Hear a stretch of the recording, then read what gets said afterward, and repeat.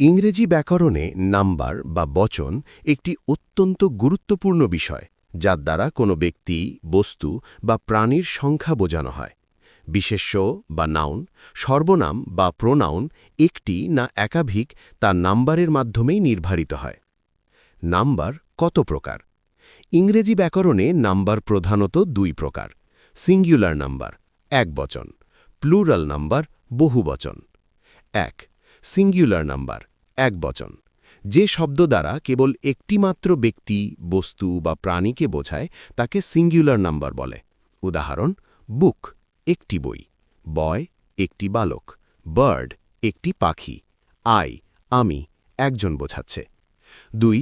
Plural number বহুবচন, যে শব্দ দ্বারা একের অধিক, দুই বা ততোধিক ব্যক্তি, বস্তু বা প্রাণীকে বোঝায় তাকে প্লুরাল নাম্বার বলে।